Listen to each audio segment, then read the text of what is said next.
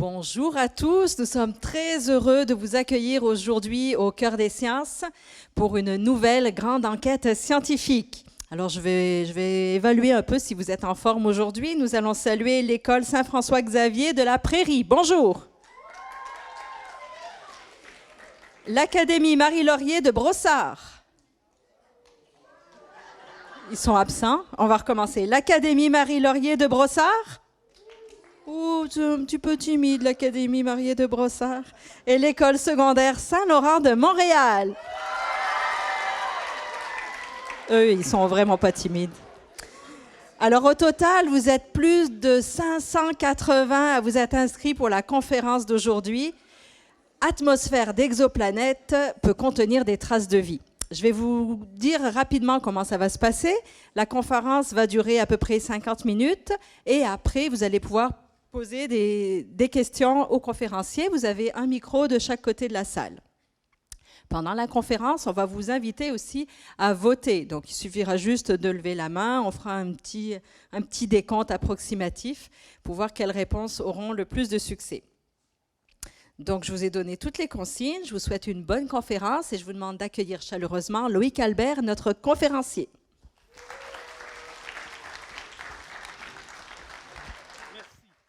Merci. Bonjour. Bonjour. Je suis un peu nerveux aujourd'hui, alors ça va commencer avec des tremblements dans la voix. Mais c'est un sujet aujourd'hui dont je vais vous parler qui est vraiment passionnant. C'est le sujet de la recherche de la vie dans l'univers avec le télescope spatial James Webb. Mais avant, je vais me présenter. Je suis un associé de recherche à l'Université de Montréal. Donc, je ne suis pas professeur, mais je travaille à l'Université de Montréal depuis plusieurs années et comme astronome. Alors, astrophysicien et astronome, c'est synonyme. Donc, avant d'arriver à l'Université de Montréal, j'ai fait des études en astronomie. Et puis, après mes études, j'ai eu l'occasion de réaliser un rêve dans ma vie, c'est-à-dire de travailler dans un observatoire astronomique à Hawaï pendant 5 ans. J'ai été astronome résident là-bas, donc c'était le grand rêve de ma vie qui se réalisait. Et puis, en revenant à Montréal, je travaille sur le télescope James Webb, donc je me considère très chanceux des projets que je réalise. Et je vous souhaite d'avoir autant de chance que moi. Donc, le télescope spatial James Webb, j'espère que vous avez entendu parler de ce télescope-là. C'est un peu le successeur du télescope Hubble, qui a eu beaucoup de succès, qui a fêté ses 25 ans. Et on se pose la question, sommes-nous seuls dans l'univers? Est-ce que vous avez des idées là-dessus? Est-ce que vous croyez que nous sommes seuls? Non, on ne sait pas trop. Peut-être oui, non.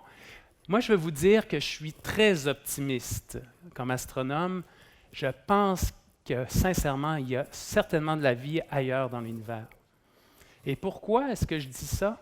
Tout simplement parce qu'il y a tellement d'étoiles dans l'univers. Il y a des milliards d'étoiles. Là, ici, on a une vue depuis l'Australie de la Voie lactée. Et on voit la Voie lactée. La Voie lactée, c'est un ensemble de milliards d'étoiles. Et c'est une espèce de ville, et on se trouve un peu dans la banlieue de cette ville-là. Donc, le Soleil est une des 100 milliards d'étoiles qui font partie de la Voie lactée. Et une découverte assez récente, qui date de moins de 20 ans, c'est que la plupart de chacune de ces étoiles-là abritent des planètes, ont des planètes qui tournent autour. Ça, c'était une grande question à laquelle on n'avait pas de réponse il y a 20 ans, et maintenant on sait qu'il y a des multitudes de planètes. Ici, on voit les planètes tourner autour de leur étoile, la taille du cercle indique la taille des planètes, la couleur indique la température, ça va de très chaud à très froid. Donc, on connaît des milliers de planètes maintenant dans notre environnement. Donc, parmi ces planètes, il y a des planètes qui sont assez proches de leur étoile pour avoir de l'eau liquide, ni trop loin pour pas que ce soit de l'eau sous forme de glace. Donc, de l'eau liquide, propice à la vie, c'est dans l'eau liquide que la vie s'est développée sur Terre. Donc, on pense qu'il y a à peu près 5 % des étoiles dans notre Voie lactée qui abritent une planète habitable, où l'eau pourrait exister sous forme liquide. Ça équivaut à 10 milliards de planètes habitables dans notre Voie lactée, dans notre galaxie. C'est énorme. Okay? Et il y a des milliers de milliards de galaxies dans l'univers. Donc, est-ce que maintenant vous êtes optimiste à savoir s'il y a de la vie quelque part dans l'univers? Je pense que je réussis à vous convaincre parce que, effectivement, les chances sont de notre côté. La question, c'est comment la trouver, cette vie-là? OK? Et je vais vous expliquer quelques méthodes par lesquelles on cherche la vie dans l'univers. La première méthode, vous avez probablement déjà vu ça, c'est avec des énormes antennes radio. On écoute le cosmos, les signaux extraterrestres, à la recherche d'un petit signal répétitif qui sera un signal artificiel. Donc, on a le bruit qui fait et là, ping, ping, ping. Ce serait un signal de la vie extraterrestre. Et je peux vous dire que malheureusement, on n'a pas encore trouvé d'extraterrestres de cette façon-là. Donc, c'est un peu une déception. Et ce n'est pas faute de ne pas avoir écouté. Une deuxième méthode qui nous permettrait de trouver des traces ou des signes de vie dans l'univers, ce serait de regarder dans notre propre système solaire et d'imaginer que des extraterrestres qui auraient eu une civilisation très avancée auraient été capables d'explorer un peu tous les systèmes solaires de la galaxie et d'y laisser des traces, soit des déchets ou carrément des sondes ou vraiment des messages sur des pierres, par exemple. Et si on cartographie assez finement les planètes de notre système solaire, peut-être qu'on pourrait trouver ces traces-là. On l'a fait pour la Lune, on a des cartes vraiment précises, on l'a fait pour Mars aussi. Et malheureusement, autre déception, on n'a rien trouvé d'extraterrestre encore, même si, comme on le voit ici, on a une superbe photo d'un engin artificiel, un petit robot sur la surface de Mars, mais qui vient de notre Terre. Donc, ce n'est pas un signe extraterrestre. Mais on serait capable de les détecter, on n'a rien trouvé encore. Une troisième méthode, là, c'est un peu plus, il faut utiliser notre imagination un peu plus. Imaginons une civilisation tellement avancée qu'elle a une technologie formidable qui requiert beaucoup d'énergie pour fonctionner. Et quand on utilise de l'énergie, qu'est-ce que ça fait ensuite? L'énergie est transformée en chaleur, okay? Beaucoup de chaleur. Donc, on pourrait imaginer des étoiles qui sont très, très, très chaudes, qui indiqueraient en fait qu'il y aurait de la vie grouillante sur une planète. Et donc, si on cherche parmi toutes les étoiles, on pourrait voir un point rouge s'allumer, et malheureusement, on n'a rien trouvé encore non plus dans ce sens-là. Donc, c'est un peu décevant, on n'a encore rien trouvé. Et ce qui m'amène vraiment au cœur de mon sujet, au cœur de la question d'aujourd'hui, c'est une quatrième méthode pour découvrir des traces de vie extraterrestre. C'est la méthode du transit des exoplanètes, ou une autre façon de l'exprimer, c'est la méthode d'analyser la composition chimique des atmosphères d'exoplanètes. Donc, les exoplanètes, ce sont ces planètes qui sont à l'extérieur de notre système solaire, et on peut détecter certaines exoplanètes quand elles traversent, quand elles obscurcissent ou elles transitent leur étoile. Elles provoquent une baisse de luminosité de l'étoile. On ne voit pas la planète directement, malheureusement, mais on voit l'effet que la planète a sur son étoile. Donc ici, on a un graphique où on voit la lumière de l'étoile qui est très brillante, et quand la planète passe, l'étoile change de luminosité, puis remonte quand la planète est passée. Donc, je vous ai dit, une difficulté additionnelle à cette méthode-là, c'est qu'on ne voit pas vraiment le disque de l'étoile ou de la planète. On ne peut pas prendre une photo parce que cette étoile-là est beaucoup trop loin.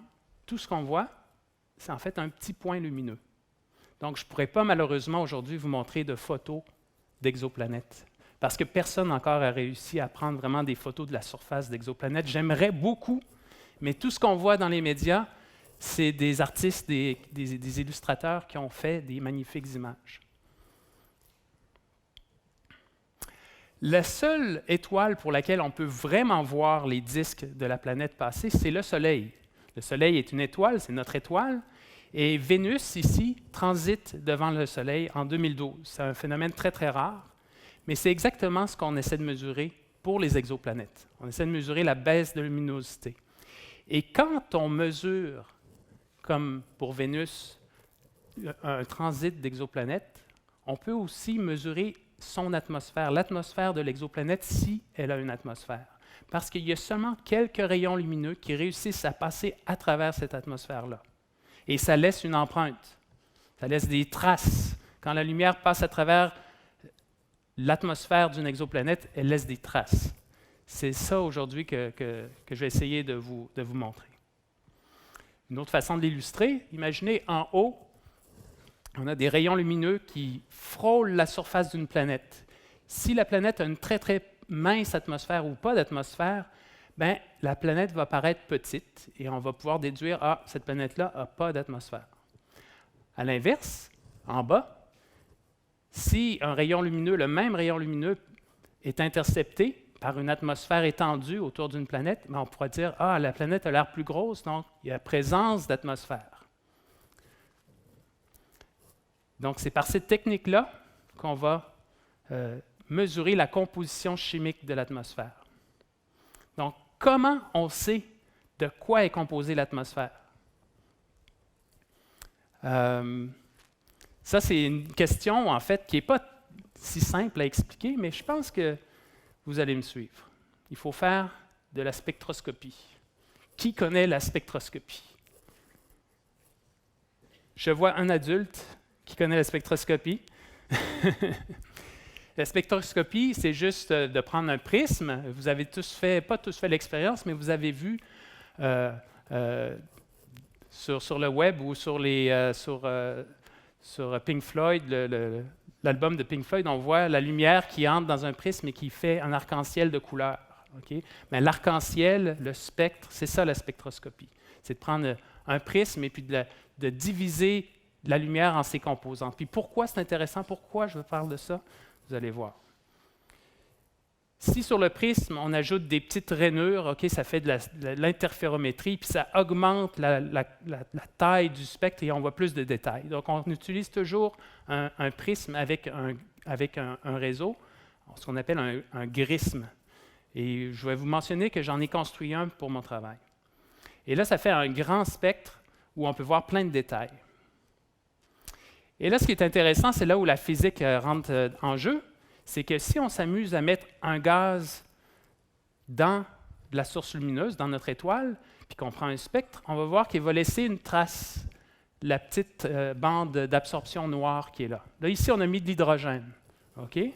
Si on essaie de mettre de l'hélium, les traces, les empreintes sont différentes. Il y a 2 traces du côté violet. Et en fait, si on fait ça pour chacun des gaz qu'on connaît, on arrive à avoir toujours des spectres qui sont différents les uns des autres. L'oxygène a 2 belles bandes d'absorption dans le bleu, la vapeur d'eau a plusieurs bandes d'absorption dans le rouge.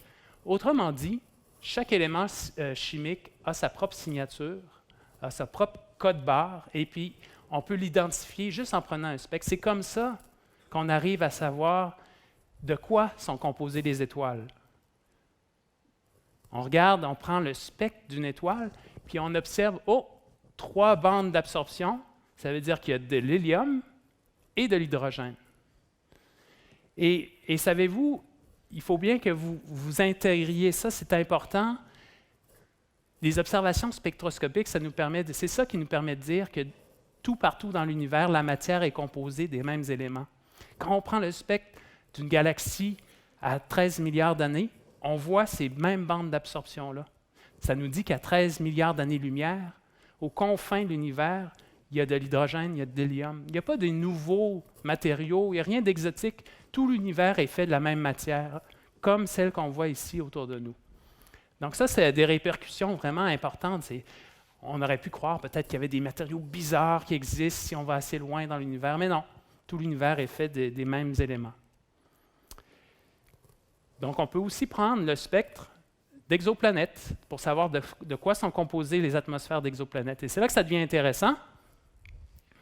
On va chercher maintenant, dans le spectre des exoplanètes, des signes de vie. Okay? Qu'est-ce qu'un signe de vie dans une atmosphère d'exoplanète? Bien, c'est par exemple de l'oxygène ou de la vapeur d'eau. Et on peut penser aussi au gaz carbonique. Le gaz carbonique, c'est un gaz que les animaux on exhale, on produit en respirant. Puis ça va dans l'atmosphère, puis on peut mesurer le CO2. L'oxygène, c'est les plantes qui produisent l'oxygène. Donc, saviez-vous que... Ah oui, ça c'est intéressant. Saviez-vous que si la vie disparaissait de la surface de la Terre aujourd'hui, dans à peu près quelques milliers d'années, il n'y aurait plus du tout d'oxygène dans l'atmosphère.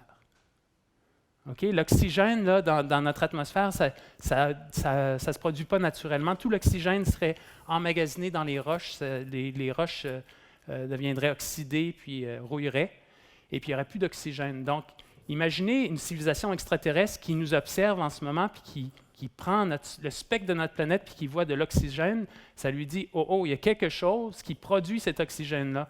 Ça ne se peut pas que ça reste dans l'atmosphère comme ça naturellement. » Donc, il y a probablement de la vie dans cette atmosphère-là. Donc, c'est ça qu'en fait, on essaie de reproduire, qu'on essaie de faire pour les exoplanètes. On essaie de trouver des marqueurs de vie. Bon, alors, ce qui m'amène à la première question quiz aujourd'hui. Et ça n'a pas directement rapport avec ce que je viens d'expliquer. Pourquoi est-ce que c'est mieux, quand on a un télescope, là, d'observer les étoiles depuis l'espace, dans l'espace, plutôt que sur Terre? Avez-vous une idée pourquoi on dépense des milliards de dollars pour envoyer des télescopes dans l'espace? Est-ce que A, c'est parce que les étoiles sont bien plus brillantes dans l'espace que sur Terre? B, peut-être que je devrais... après, on va voter. B, car il y a moins de pollution lumineuse dans l'espace que sur Terre. C, car nous sommes plus proches des étoiles dans l'espace. Ou D, car l'atmosphère terrestre brouille les images. Alors, je vais vous faire voter. Qui vote pour A? 0, OK. Qui vote pour B? On va dire 25. Qui vote pour C? 3, 4, 5 personnes. Et qui vote pour D? Ouais, la bonne réponse est D. Car l'atmosphère terrestre brouille les images. Alors, il y a beaucoup de gens qui ont répondu B, ce qui n'est pas loin de la réalité, mais en fait, par exemple, où je travaillais à Hawaï, au sommet du volcan Mauna Kea, il n'y avait pas de pollution lumineuse. Et pourtant, c'était un très bon site pour observer du sol. C'est le meilleur site au monde, mais c'est quand même pas aussi bon que dans l'espace. Pourquoi? Parce que l'atmosphère terrestre a des fluctuations de température et ça brouille, ça fait dévier les faisceaux lumineux, ça brouille les étoiles. Alors, au lieu d'avoir une belle étoile piquée à un beau point, ça devient une patate et on voit moins de détails. OK. Alors, je vais parler de la spectroscopie pour trouver la vie dans l'atmosphère des exoplanètes et je vous parle maintenant du télescope spatial James Webb parce que je travaille sur ce télescope-là. Donc, c'est un télescope qui va coûter très cher, mais qui est presque prêt, en fait, et c'est le plus grand projet d'astrophysique qui a jamais existé. C'est un projet de la NASA, un projet de l'Agence spatiale européenne, puis de l'Agence spatiale canadienne. Donc, nous, les Canadiens, on participe à la construction. Donc, je vais vous montrer d'abord comment fonctionne un télescope. En fait, ça a exactement un télescope la même utilité que si vous vouliez récolter de l'eau pendant une averse, pendant un orage. Comment vous y prendriez pour avoir le plus d'eau possible? Est-ce que vous prendriez un petit verre pour récolter l'eau ou vous prendriez une piscine? La bonne réponse, c'est la piscine, effectivement. C'est que plus le miroir du télescope est grand, plus il ramasse des photons, des rayons lumineux, et plus il amplifie le signal, puis plus on peut voir les étoiles les plus faibles. Donc, la lumière est reflétée sur le miroir primaire, ensuite sur le miroir secondaire, qui renvoie par un trou dans le miroir primaire vers les instruments qui sont derrière. Donc, derrière, on peut mettre différents types d'instruments, et c'est cet instrument-là qui produit les belles images qu'on voit. Dans le cas du télescope spatial James Webb, on a ici la structure qui est déjà construite, qui contient les 4 instruments du télescope spatial. Je pense que j'ai une vue plus en détail. Donc, voici ici les 4 instruments qui sont à bord de James Webb. Donc, c'est des caméras. Donc, la première, c'est la caméra qui s'appelle NIRCam, qui prend juste des images en infrarouge. Le deuxième, c'est NIRSPEC, qui prend des spectres et donc qui décompose toutes les couleurs. La troisième, c'est MIRI, qui prend des images et des spectres, mais en infrarouge profond, donc à des longueurs d'onde plus grande, donc c'est-à-dire qui est plus sensible aux objets très, très froids comme les planètes, puis comme les régions où les étoiles se forment. Et la quatrième, c'est NIRISS, qui est notre instrument canadien auquel j'ai participé et auquel je continue de participer, qui, lui, est vraiment dédié à mesurer la composition chimique des exoplanètes. Et vous avez remarqué que le télescope James Webb a un immense écran solaire. Donc, on le voit ici, on voit une vue de côté. Donc, on retrouve le miroir primaire, le miroir secondaire, les instruments qui sont derrière. Mais il y a une voile qui est composée de 5 couches de millard, très, très, très fin, qui est là uniquement pour garder le télescope froid, en fait. Parce que le télescope observe dans l'infrarouge, il n'observe pas la lumière visible à nos yeux, mais il observe la lumière infrarouge où les planètes émettent le plus de lumière et où les premières galaxies dans l'univers émettent le plus de lumière. Donc, c'est la région qui nous permet de répondre à nos questions scientifiques, c'est l'infrarouge.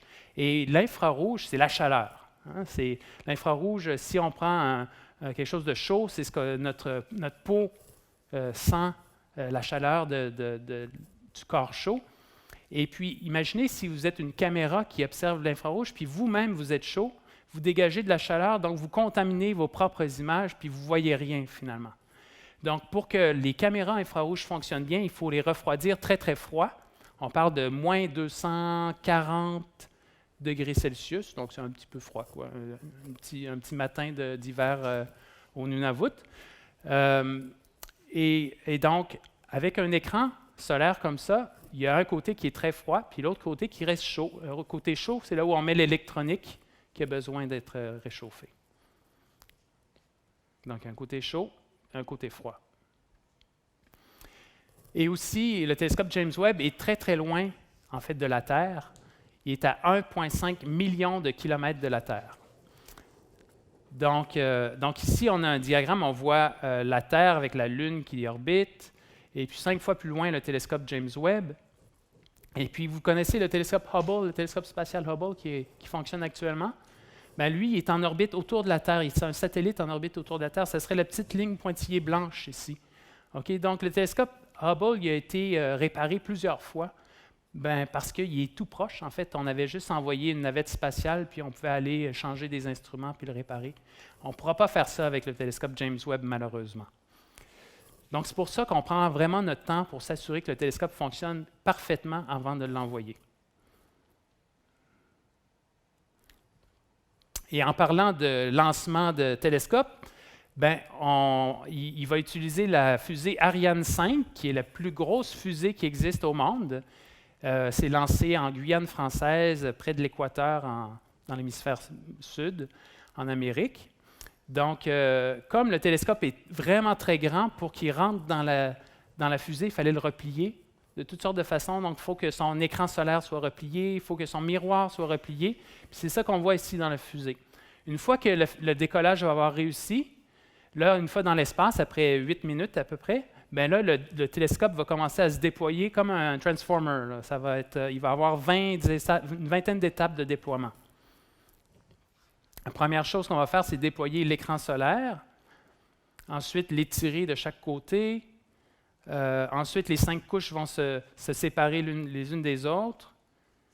Et le miroir secondaire, le mât du miroir secondaire va venir s'installer en place. Et finalement, les 2 panneaux des miroirs primaires vont se déployer aussi. Donc, c'est beaucoup d'étapes. Quand on regarde ça comme astronome ou comme ingénieur, on est vraiment effrayé. On se dit, est-ce que ça va marcher? Puis je peux vous dire la vérité, c'est que moi, quand j'ai commencé à travailler là-dessus, j'y croyais pas. Je disais, non, ça ne va pas marcher. Il va y avoir un problème quelque part, c'est certain.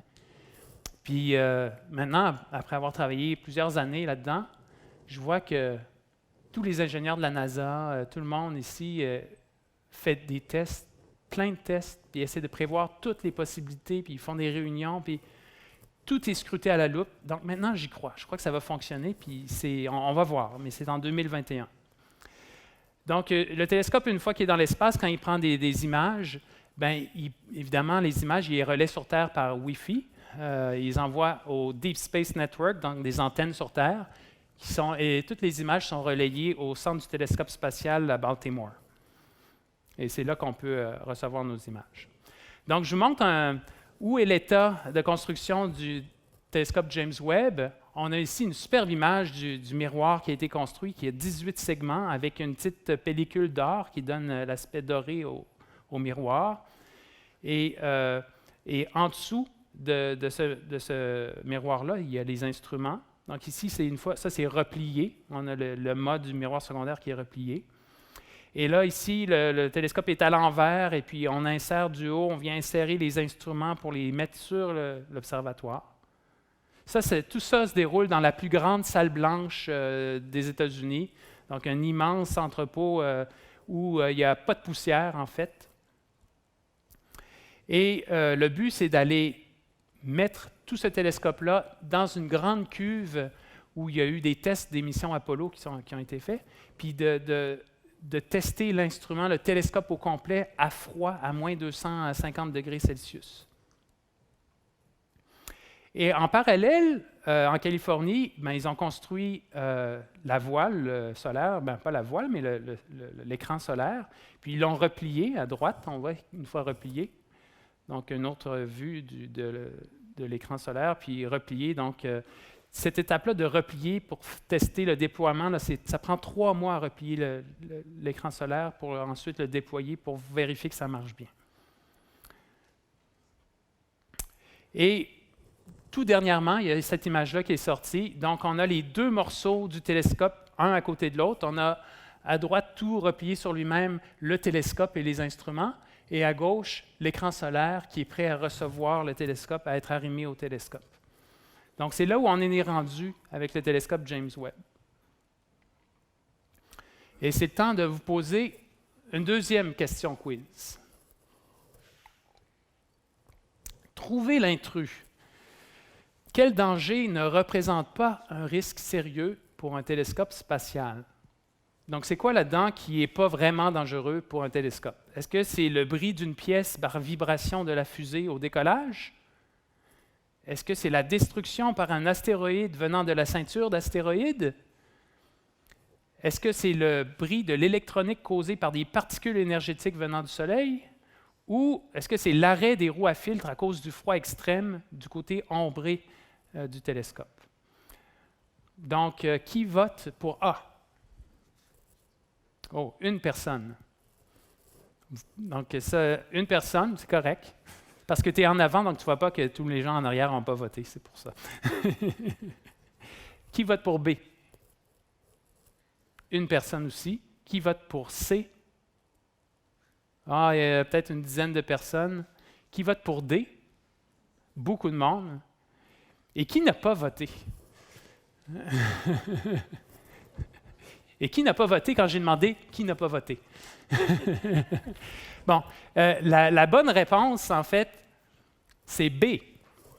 Oui, hein, c'est B. Il y a peu de personnes qui ont voté pour B, mais un astéroïde dans l'espace, oui, il y en a, mais l'espace est tellement grand que les chances qu'un astéroïde vienne détruire un télescope sont infimes, c'est minuscule. Alors que les autres trucs, c'est vraiment des choses qu'on essaie de tester quand on construit un télescope pour empêcher qu'il y ait un problème. On fait des tests à froid pour voir si les pièces survivent au froid de l'espace.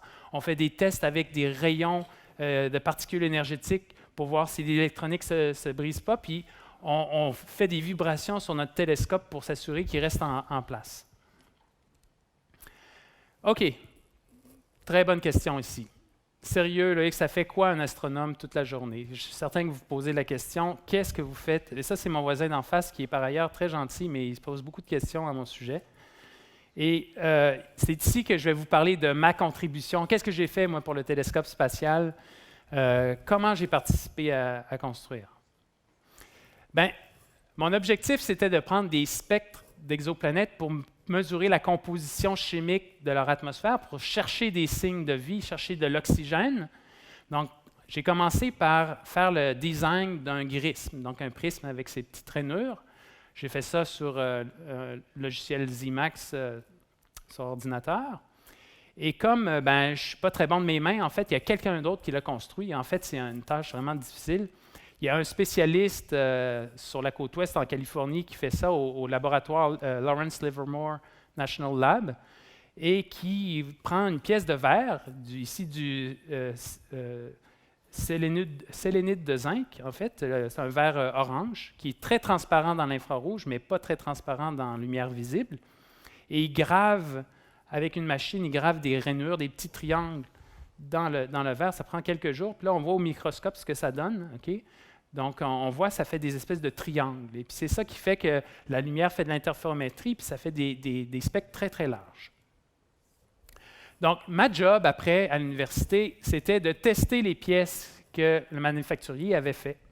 Donc, je me suis installé un détecteur infrarouge, des lentilles, un laser, puis j'ai essayé de mesurer la transmission de mon grisme. Donc, je me suis d'abord assuré que tout était aligné comme il faut, avec un laser visible, et j'ai tracé ma courbe de transmission de mon grisme. Qu'est-ce que c'est une courbe de transmission? C'est combien de lumière il transmet mon grisme. Je veux qu'il soit le plus transparent possible, mais qu'il fasse sa job. Donc, ici, il a atteint 85 % de transparence de transmission. J'étais super content.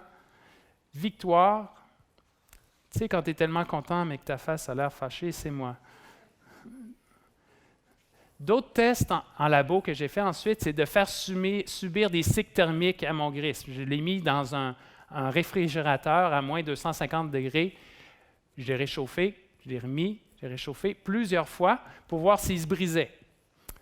Et donc, j'ai pris des images avant et après pour confirmer que non, il ne se brise pas. Donc, il a survécu.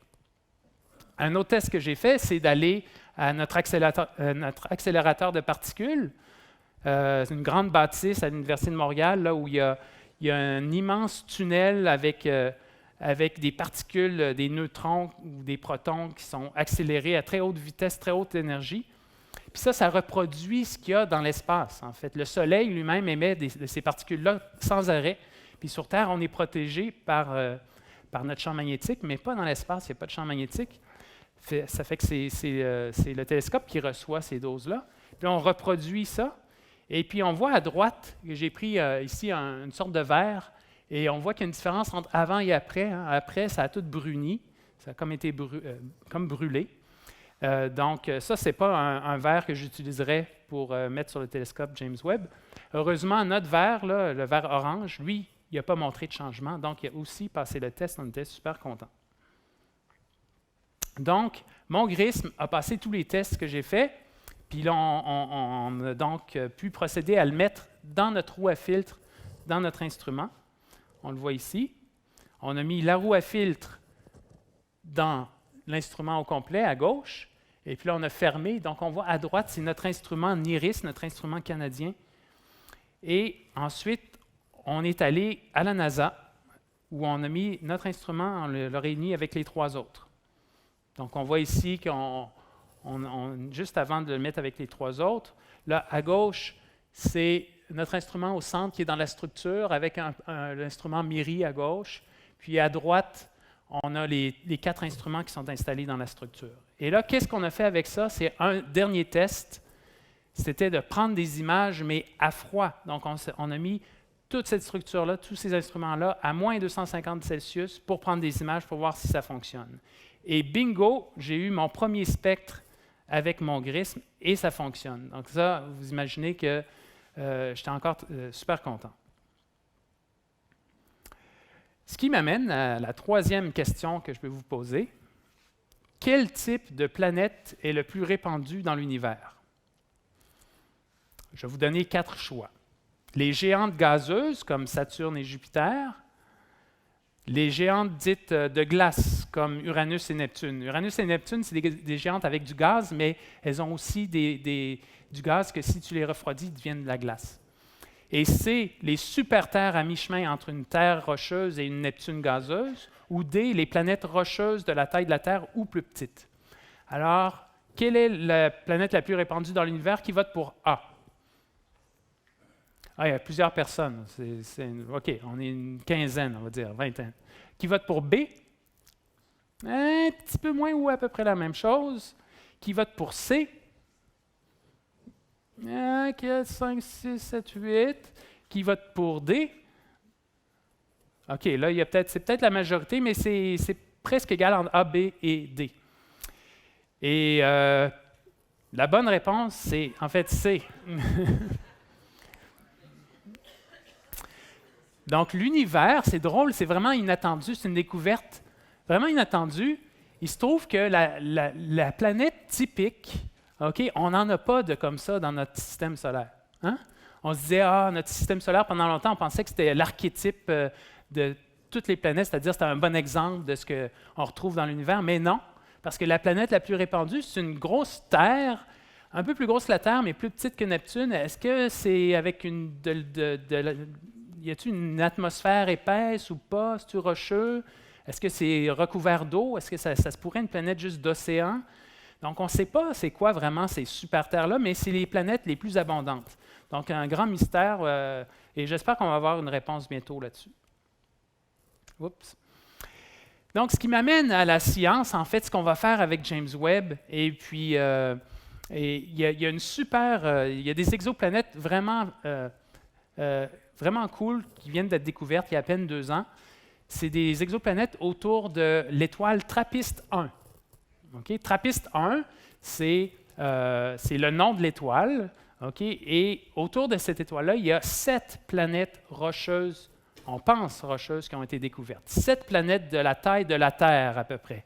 Donc, c'est l'exoplanète avec étoile, c'est l'étoile avec le plus d'exoplanètes qu'on connaît. Okay? Donc, notre système solaire a 8 grosses planètes. Il y a celle-là qui en a 7, et il y a une ou deux autres étoiles avec autant de planètes, mais qui sont moins intéressantes. Parce que celle-ci, cette étoile-là, elle est vraiment proche de la Terre, donc elle est plus brillante, on peut plus facilement l'étudier. Et là, je vous montre une animation de ces exoplanètes-là qui tournent autour de leur étoile. L'étoile en question, TRAPPIST-1, c'est une petite étoile, une naine rouge, okay, qui est à peine plus grosse que Jupiter, en fait, qui est 1/10 de la taille du Soleil. Et on voit ici les 7 planètes qui orbitent et qui transitent devant l'étoile. Et à chaque fois, et en bas, on mesure la brillance de l'étoile, et on voit qu'à chaque fois qu'une planète passe devant, il y a une baisse de luminosité. Okay? C'est le signe qu'une planète est passée. Et donc ça, c'est les vraies observations en bas. Là, ce qu'on voit en blanc, c'est ce qu'un astronome va vraiment avoir comme observation, et on déduit ce qu'il y a en haut. On se fait un modèle, puis on déduit ce qu'il y a en haut. Donc, on voit que les planètes, même des fois, c'est cool, il y a plus qu'une planète qui passe en même temps, on voit deux baisses qui se superposent. Et donc, on va pouvoir étudier l'atmosphère de ces exoplanètes-là. C'est vraiment notre objectif. Et comme on a construit, nous, à Montréal, une partie du télescope James Webb, on a du temps garanti pour utiliser le télescope. On a à peu près 200 heures de temps pour observer ce qu'on veut dans le ciel. Donc, on va certainement observer une de ces planètes-là. Et ici, je vous montre, en fait, la température de ces planètes de TRAPPIST et leur densité. Okay? Tout ce qu'on connaît pour l'instant des planètes de TRAPPIST-1, c'est leur taille, un rayon ou un diamètre, et leur masse, leur poids. On n'a pas pris d'image, on ne sait pas à quoi elles ressemblent, mais à partir de la masse et du rayon, on peut déterminer la densité. Donc, est-ce que c'est lourd comme de la roche, léger comme du gaz? Est-ce que c'est entre les deux comme de l'eau ou de la glace? Donc, ici, on a la température par rapport à la température de la Terre. On voit que TRAPPIST 1D est à peu près à la même température que la Terre. Donc, si on veut chercher de la vie, le D est très intéressante parce que l'eau liquide peut exister à la surface de TRAPPIST 1D s'il y a de l'eau. Puis, plus on monte dans le diagramme, plus la planète est dense, donc plus elle est lourde en quelque sorte. Et la Terre, elle, est pas mal lourde, et les autres planètes sont un petit peu plus basses. Donc, ça voudrait dire ça, qu'une densité plus faible, ça veut dire quoi? Ça veut dire que la planète est constituée de roches, mais aussi probablement de trucs plus légers comme de l'eau, du gaz. Donc, c'est super encourageant quand on cherche une atmosphère pour que la vie puisse se développer. Ça veut dire que c'est une planète rocheuse, probablement, mais peut-être avec des matériaux comme du gaz et puis de l'eau. Donc, la grande question, c'est est-ce que ces planètes-là ont d'abord une atmosphère et c'est quoi la composition chimique de leur atmosphère? Donc, on va étudier, en fait, TRAPPIST 1D et 1E. Ah, je ne vous ai pas parlé de comment on appelle les planètes. Je pense que vous avez peut-être compris maintenant. Le nom de l'étoile, c'est TRAPPIST 1, puis la première planète qu'on découvre, c'est TRAPPIST 1B, et la deuxième, C, D, E, etc. Donc, on n'est vraiment pas original, en fait. Les astronomes, en général, pour trouver des noms, donner des noms aux étoiles ou aux planètes, ne sont vraiment pas originaux. Donc, qu'est-ce qu'on va faire avec le télescope James Webb, avec mon instrument? On va observer TRAPPIST 1E et on va essayer de trouver la signature de l'oxygène. Vous vous rappelez, tantôt dans le spectre, je vous montrais des raies d'absorption noires dans le spectre qui sont uniques si c'est de l'oxygène ou de l'eau ou quoi que ce soit. Donc, on va chercher des traces de vapeur d'eau et surtout des traces d'oxygène. Et j'ai fait, comme on n'a pas encore les observations, le télescope n'est pas encore lancé, j'ai fait des simulations pour vous montrer à quoi on s'attend. Mettons qu'on utilise 10 heures de notre temps, 10 heures de temps de pause pour observer TRAPPIST 1E. Bien, on s'attend vraiment à découvrir ces 4 raies-là, qui sont les raies de la vapeur d'eau. Ça devrait être assez facile à faire, okay? Mais ce serait quand même déjà une grande première. Mais on ne distingue pas encore des raies d'oxygène avec si peu de temps d'observation. Si on augmente notre temps d'observation à 20 heures, c'est encore bruité. Mais tranquillement, à 50 heures, on commence à avoir moins de bruit. À 100 heures, on commence à découvrir que oui, il y a peut-être des faibles raies d'oxygène dans le spectre. Et en fait, le message aujourd'hui, c'est que oui, le télescope James Webb pourra potentiellement découvrir des signes de vie dans l'atmosphère des exoplanètes, mais ça ne sera pas facile. Okay? Ça va demander beaucoup, beaucoup de temps d'observation. On va pouvoir, par contre, découvrir des signes comme la vapeur d'eau, qui n'est pas unique à la vie, par exemple. La vapeur d'eau, ça existe dans des exoplanètes, même si la vie n'est pas là. Mais il y a peut-être d'autres atomes ou d'autres molécules qui seraient des traceurs de la vie, et peut-être qu'il y a des traceurs de vie plus forts que l'oxygène encore. On ne sait pas, parce qu'on connaît seulement la vie sur Terre. Donc, c'est là-dessus que je vais terminer ma conférence. Et j'espère que je vous ai assez intéressé pour que vous suiviez le décollage de James Webb en 2021. Merci beaucoup.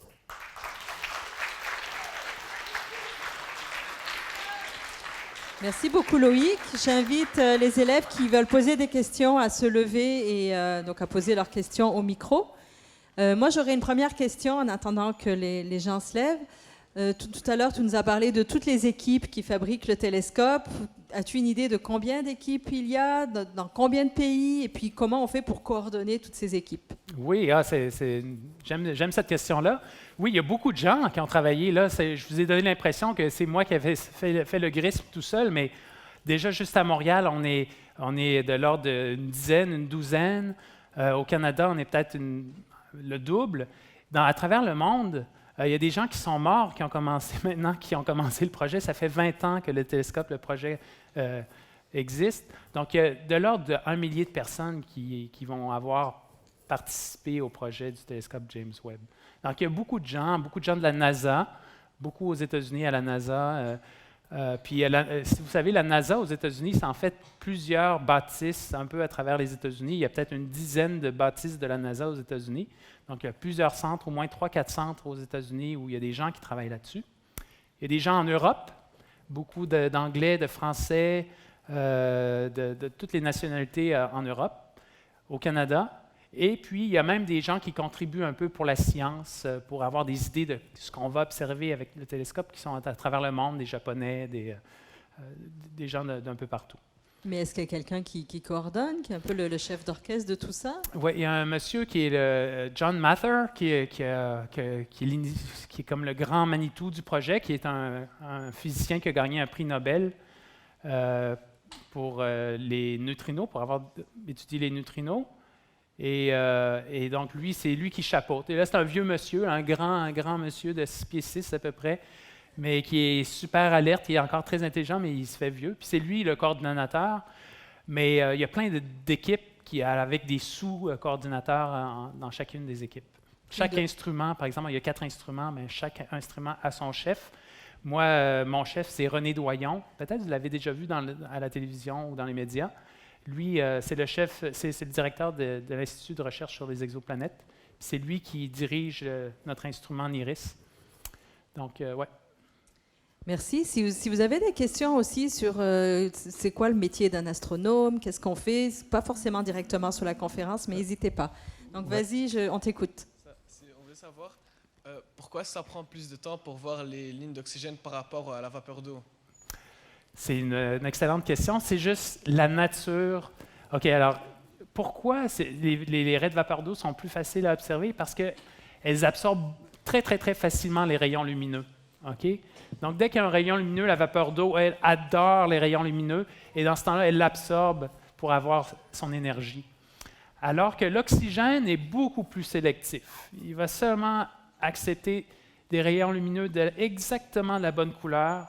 Sinon, ça ne l'intéresse pas. C'est la vérité. Ce n'est pas une simplification, c'est vraiment ça. Et aussi, la quantité d'oxygène à laquelle on s'attend dans les atmosphères est plus faible que la quantité de vapeur d'eau. La vapeur d'eau, là, c'est une des molécules les plus abondantes dans l'univers. Il y en a partout. Dans le système solaire, il y a de la glace d'eau partout.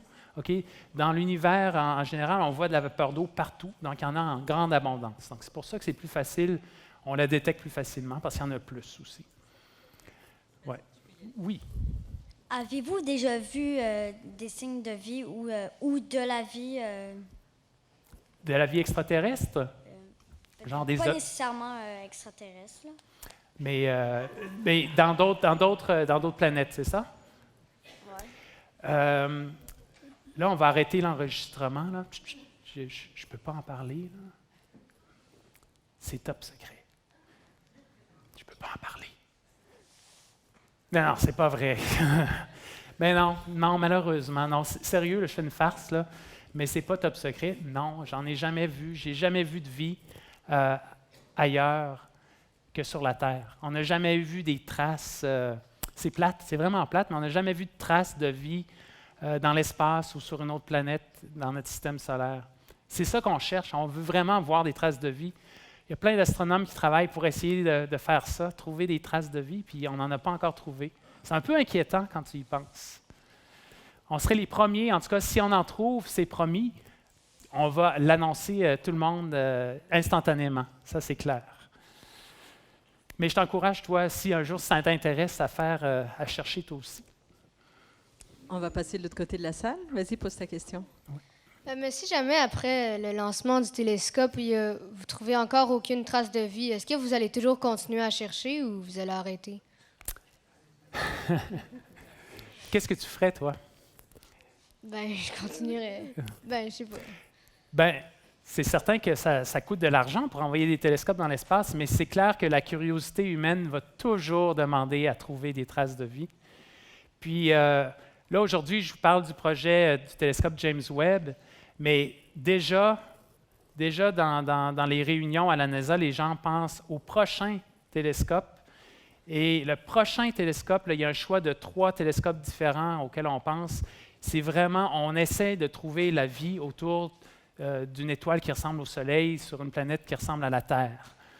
Donc, c'est vraiment l'objectif principal de cette prochaine ronde de télescopes-là. Donc, la réponse, là, c'est oui, on cherche la vie tant qu'on pourra.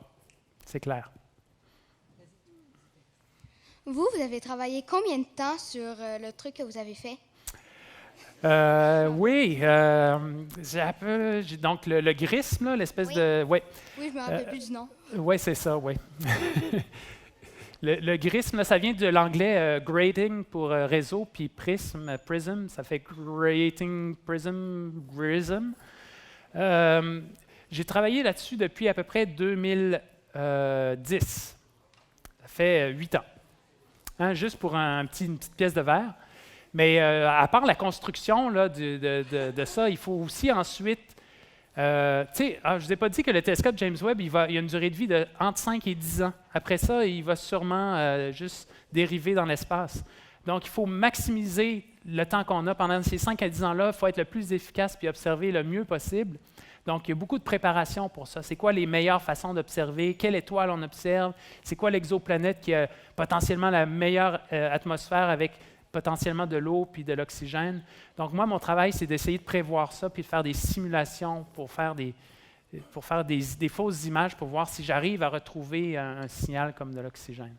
Donc, ça fait 7-8 ans. Merci. Mais est-ce que vous faites ça depuis le début, là? Le grisme? Bien, en vérité, là, ça fait depuis l'an 2000 à peu près que les gens commencent à faire le télescope James Webb. Au début, c'était juste des idées.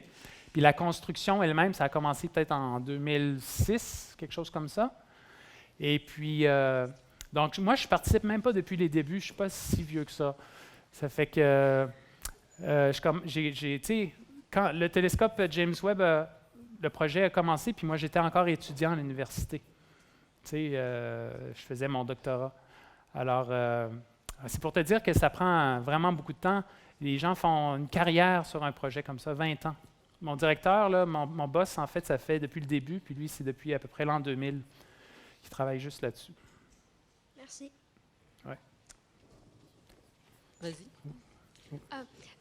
On voulait savoir, c'est quoi la formule moléculaire de la pièce que vous avez travaillée? Ah, c'est du ZNSE, donc du zinc selenide en anglais, donc sélénure de zinc. C'est une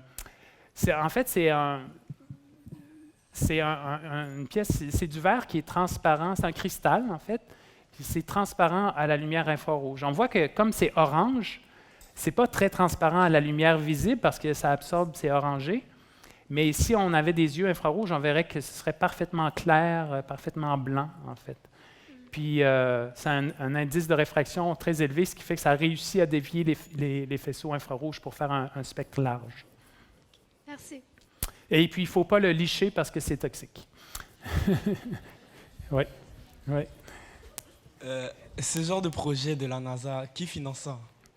Qui finance ces beaux projets-là? C'est la NASA, c'est l'Agence spatiale canadienne, puis c'est l'Agence spatiale européenne. Puis ces trois entités-là, c'est de l'argent qui vient du gouvernement. Donc, de l'argent qui vient de nous tous en payant les impôts. OK?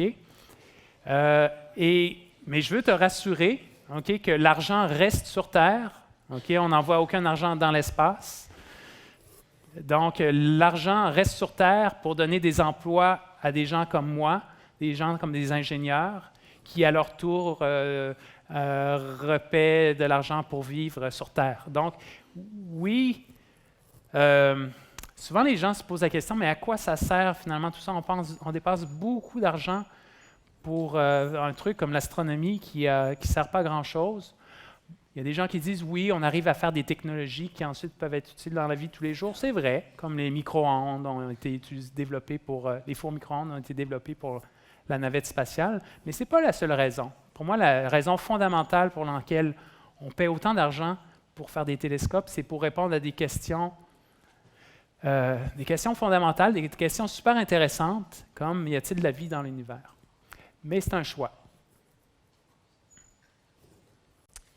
Le télescope va être grand comment? Son miroir principal fait 6,5 mètres, donc c'est à peu près la taille, du stage ici, là. Et l'écran solaire a à peu près la taille d'un terrain de tennis. Alors imaginez, là, même la plus grosse fusée, elle ne pouvait pas recevoir ça, il fallait que ça soit tout plié. Merci. Oui. Ouais, ça va prendre combien de temps pour que le télescope soit rendu à sa destination? Ah, c'est vrai, j'en ai pas vraiment parlé. Ça va prendre à peu près 1 mois. OK, le télescope spatial est lancé, et il sort de l'atmosphère en moins de 8 minutes. Après, il se déploie pendant 2-3 semaines, 1 mois, et il doit parcourir 1,5 million de kilomètres. OK, par exemple, pour vous donner une référence, quand les missions Apollo sont parties de la Terre pour aller vers la Lune, ça leur a pris à peu près 3 jours de se rendre à la Lune. Donc, on multiplie par 5, ça fait à peu près 15. Bon, avec l'accélération, la décélération, donc à peu près 30 jours pour se rendre. en fait, à un point qui est nulle part dans l'espace. Il n'y a pas de X dans l'espace marqué je veux aller là. C'est un point qu'on appelle le point de Lagrange, qui est un endroit dans l'espace où la gravité du Soleil et de la Terre se compense exactement pour que le vaisseau soit en orbite autour du Soleil, mais reste toujours près de la Terre à la même distance. Donc, il fait le tour du Soleil dans le même temps que la Terre. Donc, à peu près un mois. Question suivante. Si on a trouvé la vie dans une autre planète, Oui. c'est quoi la prochaine étape? Oh, wow! Ça, j'y pense pas souvent. La prochaine étape, il y a une étape où on va vouloir... C'est une super bonne question. Ce qu'on va vouloir faire, c'est s'assurer que notre détection tient la route. Hein? On va vouloir vérifier, comme tout bon processus scientifique, on a une détection d'un signal, mais c'est très bruité. On va vouloir construire un télescope plus grand, ou prendre plus de temps avec notre télescope actuel pour s'assurer que c'est vrai, qu'on a une vraie détection. Et une fois ça fait, j'avoue que d'abord, ça va faire le tour du monde, une nouvelle formidable. Ça va changer, moi je pense que ça va changer notre vision de la vie puis de notre place dans l'univers.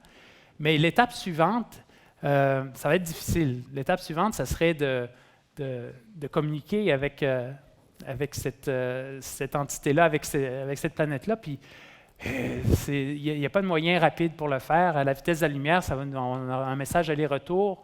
Ça va prendre une vie à se produire. Donc, on va vouloir sûrement envoyer des signaux avec nos grandes antennes des radiotélescopes vers cette planète-là pour voir s'ils sont à l'écoute puis s'ils veulent bien nous parler. Sinon, ça va être d'essayer de trouver des planètes comme ça encore plus proches, le plus proche possible. Mais le plus proche possible, c'est une dizaine d'années-lumière. Et on parle encore de 10 ou 20 ans pour communiquer. Donc, ce n'est pas évident ensuite. On va passer à la question suivante. Vas-y de l'autre côté. C'est quel pays qui va construire la fusée Ariane? C'est l'Europe. C'est la France, en fait, un projet français. Et donc, Ariane, oui, c'est ça. Donc, Ariane, c'est une fusée là, qui est super fiable.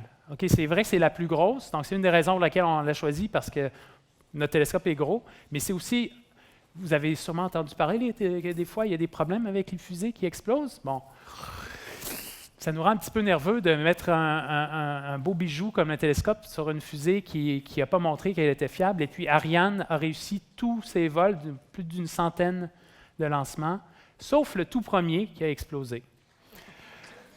Oui, alors ça, bon, donc on espère que ça ne nous arrivera pas, mais donc c'est construit par des ingénieurs français, mais c'est européen aussi. Donc c'est une contribution de l'ESA, l'agence européenne, au projet James Webb, c'est de payer pour le lancement. Si jamais le télescope ne va pas arriver à destination... Non. Ouais. Pour X raisons, qu'est-ce que vous allez faire? Aïe. C'est pas gentil, ça.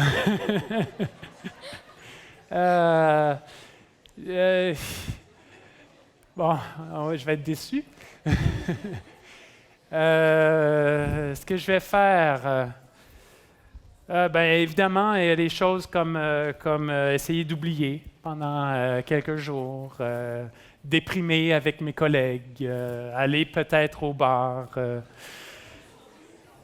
Mais une fois ça passé, ça va être le processus de l'acceptation. Tu vois, il y a les phases du déni, ensuite c'est l'acceptation. Dans l'acceptation, on va dire, ça veut dire qu'il faut se retrousser les manches puis construire un nouveau télescope. Il y a peut-être de mes collègues qui vont dire, ça y est, j'en ai assez, moi je m'en vais, je fais le tour du monde en vélo. Ça pourrait m'arriver même. Mais honnêtement, la prochaine étape, c'est on va essayer de reconstruire un télescope qui va nous permettre de faire ça. Et on pourrait se poser la question, est-ce qu'il y a un spare, est-ce qu'il y a un James Webb de rechange au cas où le premier ne marcherait pas? Puis la réponse, c'est malheureusement non. On n'a pas un deuxième télescope James Webb qui est prêt au cas où le premier n'a pas marché. Ouais. On va aller avec une question ici, puis après je te redonnerai la parole. Pourquoi le télescope, vous l'avez nommé James Webb? Ah, ben, James Webb, d'abord, est-ce que c'est un astronaute célèbre? Est-ce que ça vous dit quelque chose, James Webb? Ou est-ce que c'est un astrophysicien célèbre ou un politicien célèbre? Non. En fait, James Webb, c'est plate à dire, mais c'est un administrateur. Donc, oui, c'est vraiment, ça brise avec la tradition en astrophysique de, par exemple, le télescope Hubble. C'est le télescope le grand Edwin Hubble, un astrophysicien américain qui avait, avec Georges Lemaître, les deux ont trouvé l'expansion de l'univers, ont montré des observations qui montraient que l'univers est en expansion. Le télescope Kepler, qui a trouvé des milliers de planètes, c'est Johannes Kepler, un grand astronome du XVIIe siècle, qui a trouvé comment orbitaient les planètes, qui a expliqué comment orbitaient les planètes autour du Soleil. Tous les télescopes sont nommés par des astrophysiciens célèbres, mais James Webb, c'est l'administrateur, donc le chef de la NASA à l'époque de la mission Apollo. Donc, c'était quand même la belle époque de la NASA qui a envoyé des hommes sur la Lune. Donc, c'est lui qui a dirigé d'une main de fer la NASA. Alors, on va prendre une dernière question. Oui. Vous avez dit que vous cherchez la vie sur notre planète ou des choses comme... Vous cherchez la vie comme nous, des êtres humains, ou juste des petites cellules ou comme vivantes? Oui. Je ne peux pas croire que je n'ai pas dit ça, c'est vrai. On cherche, en fait, n'importe quelle vie, OK? Et en fait, la vie microbienne, c'est probablement ce qu'on va trouver en premier, hein, parce que c'est une des étapes dans le développement de la vie sur Terre. Ça a d'abord été des cellules, en fait, des tout petites cellules sans noyau, qui sont développées en cellules avec un noyau, puis ensuite en végétaux, puis en animaux, puis tout ça. Donc, nous, on cherche n'importe quoi, en fait. Mais les chances sont qu'on va surtout trouver des petits êtres, de la vie microbienne. Sur Terre, c'est intéressant de voir que sur Terre, on a à peu près 4,5 milliards d'années. Ça fait aussi longtemps que ça qu'on existe. Et l'atmosphère de la Terre, au début, ne contenait pas d'oxygène. Il contenait du méthane un petit peu. Mais en fait, il n'y avait même pas de méthane. Au début, c'est les premières formes de vie qui ont dégagé de l'oxygène. Et ça a pris 2 milliards d'années avant que, sur Terre, l'atmosphère, il y ait de l'oxygène à cause de la vie. Okay? Donc, pendant la première moitié de la vie sur Terre, il n'y a pas eu d'oxygène dans l'atmosphère. Et donc oui, c'est grâce à la vie microbienne si ensuite il y a eu de l'oxygène. Donc, on va probablement détecter de la vie microbienne, mais on ne pourra pas le dire ce que c'est. On pourra. Okay. Alors, s'il y a juste des petites cellules, est-ce que le but, après, d'aller essayer de vivre là-bas ou juste de savoir s'il y a de la vie? Attends, je n'ai pas bien entendu. Si on a trouvé juste des petites cellules vivantes, oui. Alors est-ce que le but d'aller essayer de vivre notre planète, ou c'est juste de savoir qu'il y a sur une autre planète de la vie? Oui, je comprends. Là. Donc, est-ce qu'on veut aller sur cette planète-là ou pas, finalement? Est-ce que ce qui nous intéresse, c'est juste de savoir qu'il y a de la vie, ou ce qui nous intéresse, c'est d'aller sur une planète pour y habiter? C'est ça la question? Bien, moi, personnellement, c'est juste de savoir qu'il y a de la vie qui m'intéresse. J'aimerais beaucoup y aller. J'aimerais beaucoup y aller, mais ça prendrait, là, on parle de centaines de milliers d'années. OK? Le voyage entre les étoiles, ça, je suis très pessimiste personnellement qu'on ne va jamais y arriver. J'aimerais beaucoup que ça se produise, mais si les distances sont tellement grandes. Mais juste de savoir qu'il y a de la vie là-bas, moi, déjà, ça me rendrait joyeux de voir que la vie, ça se produit naturellement un peu partout. Ça, ouais. Alors, on va prendre une vraie dernière question, puis après, pour ceux qui sont dans la salle, si vous voulez rester puis continuer à discuter un peu avec Loïc, il n'y a pas de problème. Donc, dernière question. Mais est-ce que vous avez déjà fait un voyage dans l'espace ou quelque chose comme ça? Ah oui, couramment, à chaque fin de semaine, quoi. I wish. Non, j'aimerais vraiment ça. Qui aimerait pas aller dans l'espace? Non, je ne suis jamais allé dans l'espace. C'était à ton âge, c'était probablement mon rêve, c'était de devenir astronaute. Et je me souviens, j'avais regardé qu'est-ce qu'il faut pour être astronaute. Okay? Et une des choses, c'était, bon, il faut savoir piloter un avion, il faut être médecin, il faut être un sportif, il faut avoir une vision parfaite, ce que je n'ai pas. Donc déjà, ça fait... J'ai considéré quand même aller essayer de faire des cours de pilotage d'avion pour mon cégep. Puis même ça, j'ai fait, oh, non. Ça fait que, mais savez-vous quoi? J'ai déjà touché à un astronaute. Donc, si vous me touchez plus tard, c'est comme si vous aviez touché indirectement à l'astronaute. C'est David Saint-Jacques. David Saint-Jacques, qui est l'astronaute qui va partir bientôt dans l'espace. Ben, lui, il a passé du temps à l'Université de Montréal. Et puis, c'est ça, c'est là. Merci beaucoup à vous tous d'avoir été aussi attentifs et d'avoir bien participé. Merci. Merci Loïc.